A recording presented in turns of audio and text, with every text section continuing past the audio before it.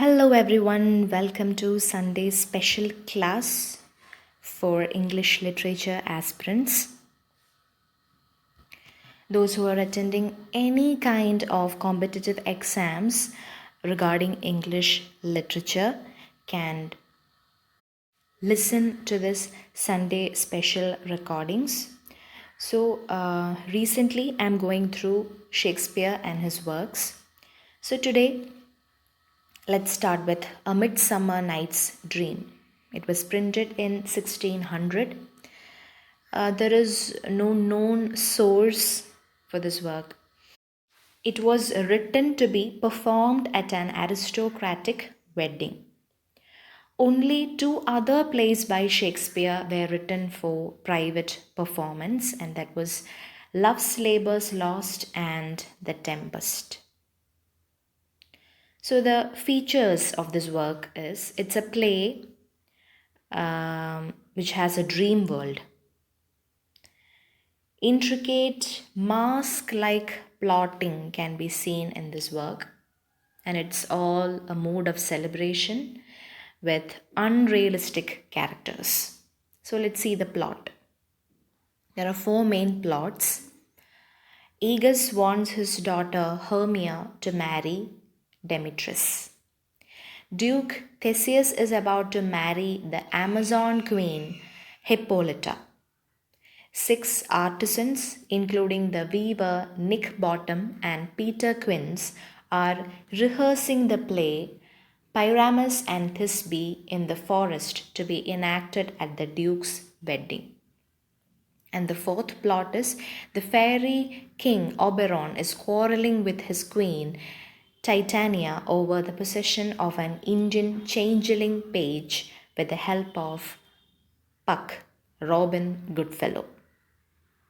There are some important scenes that should be noted. First is Puck pours the juice of the magical flower love and idleness into the character's eyes, and there is a confusion in love.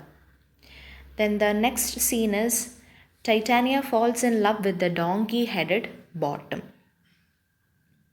And the third important scene, Bottom and his friends enact their play at the end so badly that though it is meant to be a tragedy, all the guests laugh.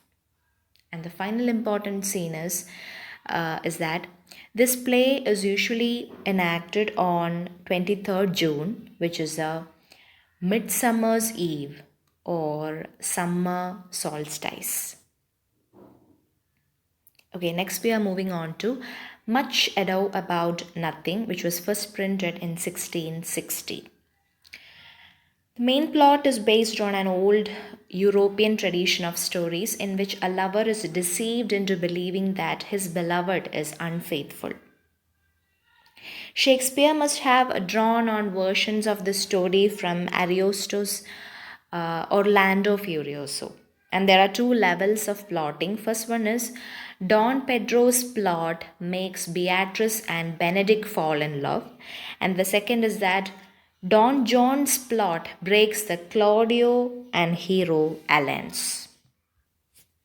The main plot is that Claudio, in the service of the Prince of Aragon, Don Pedro falls in love with Hero, daughter of Leonato, the governor of Messina.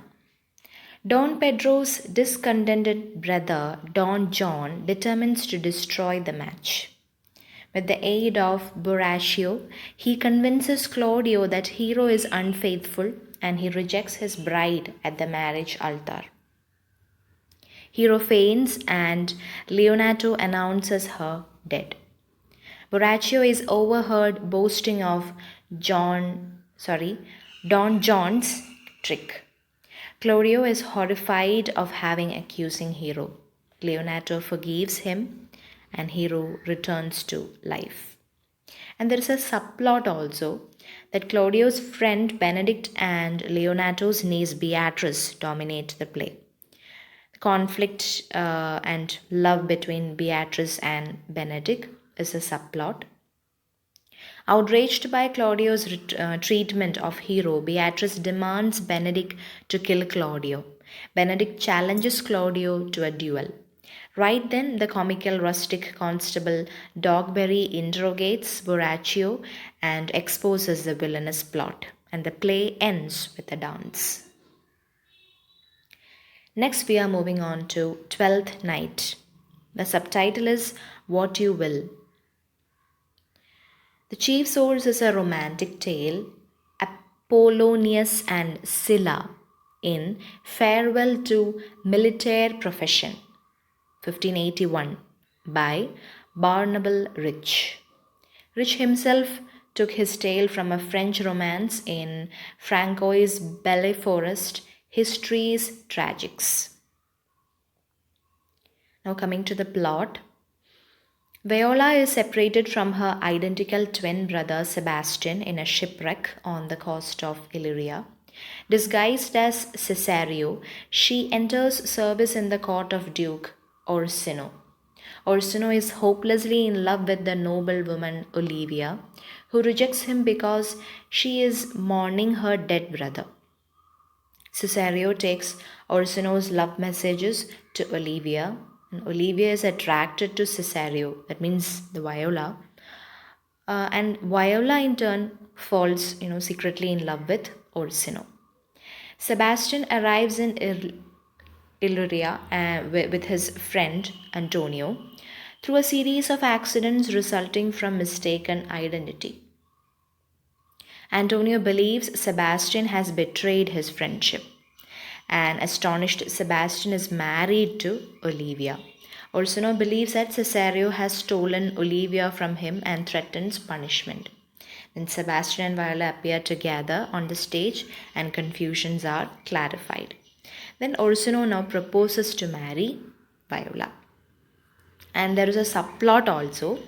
Olivia's self-indulgent uncle Sir Toby Belch, with the help of the gullible Sir Andrew Aguecheek, Olivia's lady-in-waiting Maria, and their friend Fabian play a practical joke on Olivia's presumptuous and humorless puritanical steward, Malvolio, who dislikes merriment and love. Malvolio is made to believe that Olivia is cold, loveless, and based on personal ambition. He is finally incarcerated as a lunatic. Malvolio is believed to be a caricature of Ben Jonson. Now, The Merchant of Venice, which was printed in 1600. It has a theme of male friendship. In the essay Brother and Others, W.H. Auden depicts Antonio's love for Bassanio as homosexual. Now let's go into the plot of The Merchant of Venice. Bassanio woos the heiress Portia. For his dear friend Bassanio, Antonio borrows money from Shylock, a pound of his flesh being the bond for failure to repay the amount within 3 months. Shylock's daughter Jessica runs away with Christian Lorenzo. Bassanio wins Portia by choosing the right casket. Their marriage celebrations are interrupted by the news that Antonio's ships are lost at sea. Shylock, his hatred of Christians having deepened by Jessica's flight, demands his bond. Portia appears as lawyer Balthazar and her maid Nerissa as his clerk Stefano. Insists that Shylock can take only the flesh and no blood. Shylock is pardoned by the Duke on condition that he should give one half of his wealth to Antonio and the other half of his wealth to Lorenzo and Jessica. Then he should become a Christian. Balthazar refuses a fee but asks for Bassanio's ring. Bassanio refuses at first, for it is Portia's betrothal gift. Then is ashamed of his ingratitude and sends it through his friend Gratiano. Disguised, Nerissa now gets her husband Gratiano's ring. Later, the women scold their husbands for giving away their rings. Then reveal the truth. Shylock's speech, "Hath not a Jew eyes?" enumerates the cruelties of Christians against Jews. Portia's speech on the Christian quality of mercy is very important, is as against the Jewish value of justice. Then there is another character named Lancelot Gabo, who is Shylock's servant. And the Prince of Morocco and Prince of Aragon are other suitors of Portia. Then about the character Shylock. Shylock is a stereotypical villain who is embodiment of medieval notions about Jews. He's influenced by Barabbas in The Jew of Malta, and also influenced by the trial and execution of Rodrigo Lopes in 1594. Lopes was a Portuguese physician who served Elizabeth I. So today we will wind up the class with As You Like It. It was first printed in 1600. The only important source is Thomas Lodge's prose romance Rosalind. So the plot is that Oliver attempts to kill his brother Orlando by making him fight the wrestler Charles. Orlando wins, falls in love with Rosalind, the daughter of the deposed Duke Senior. Orlando flees to the forest of Arden. Rosalind also reaches Arden. She is banished by Frederick, the usurper duke, and then disguised as Ganymede. With her is Celia, Frederick's daughter, disguised as Elena, and they are accompanied by the court fool Touchstone. And we can find Duke Senior also in Arden, living like Robin Hood, along with the melancholy philosopher Jacques and Lord Amiens. Then Orlando also comes to Arden and he's welcomed by Duke Senior. Orlando pours love poems for Rosalind on trees, and he professes his love for Rosalind to Ganymede. And Ganymede proposes to cure him for his lovesickness. Ganymede is loved by the shepherdess Phoebe, who in turn is loved by the shepherdess Sylvius.